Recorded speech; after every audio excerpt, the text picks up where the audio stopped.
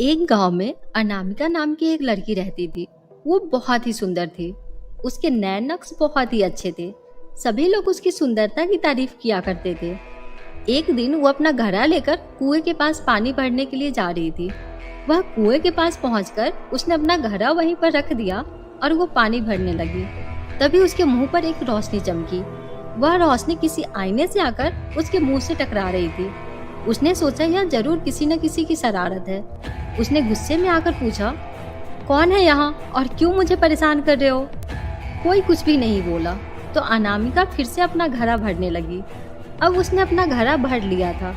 घड़ा भरते ही वो रोशनी फिर से उसके मुंह पर पड़ी। जब उसने आसपास देखा तो कोई भी नहीं था। तब वो हैरान होकर उसने अगल बगल देखा और उसकी नज़र एक पेड़ की तरफ जाकर रुकी। उसने देखा कि पेड़ के नीचे एक बहुत ही सुंदर सा आईना पड़ा हुआ है। वो आईना उसे अपनी ओर खींचे जा रहा था। जब वो उस आईने के पास गई तो उसने देखा कि एक बहुत ही सुंदर सा आईना जमीन पर पड़ा हुआ था। वो एक शाही आईना लग रहा था। फिर उसने मन ही मन सोचा, मैं किसी महारानी से कम थोड़ी हूँ। मैं इस आईने को अपने घर ले जाऊंगी और अपने सुंदर चेहरे को रोज सुबह सुबह इसमें देखा करूंगी। ये सोचकर उसने आईना उठा लिया और उसमें अपना चेहरा देखने लगी। जैसे उसने अपनी शक्ल उस आईने में देखी, उसे आईने में अपनी शक्ल की जगह एक डायन दिखी। ये देखते ही अनामिका जोर से चिल्लाई और उस आईना को वहीं फेंक दिया। उसके बाद वो भागकर अपने घर चली गई। घर जाकर उसने खुद को आईने में देखा तो उसकी शक्ल बहुत ही खराब हो चुकी थी। हे भगवान, ये तुम्हारे चेहरे को क्या हो गया? फिर अनामिका ने सारी बात अपनी माँ को बताई। माँ, जब मैं कुएं से पानी भरने गई थी तो मैंने एक आईना देखा।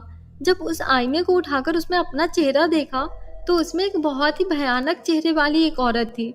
फिर मैं भागकर घर आ गई और मेरे चेहरे का ये हाल हो गया। ये बात जब उसकी माँ को पता चली तो वो उस आईने के पास पहुंच गई और उसने आईने को तोड़ने की कोशिश की, लेकिन वो आईना उससे नहीं टूटा। तब वो थक हार कर वहीं जमीन पर बैठ गई। तभी उसके सामने एक डायन प्रकट हो गई।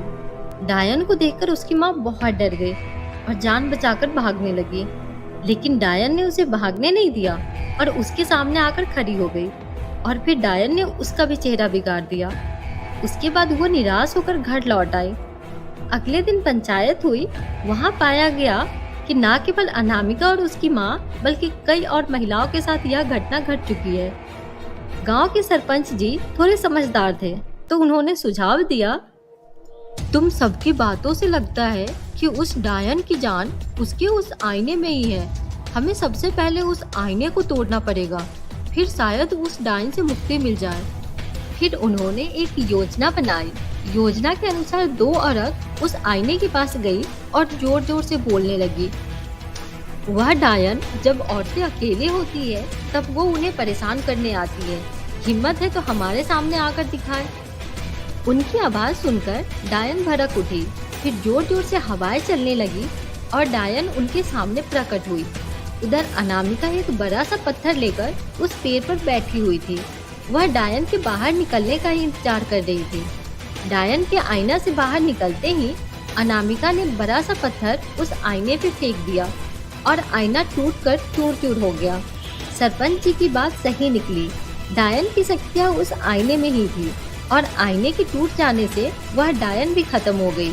गांव के सभी लोगों को उस डायन और आईने से छुटकारा मिल गया और जिनका चेहरा उस डायन ने बिगाड़ दिया था उन सबको उनका पुराना चेहरा भी वापस मिल गया।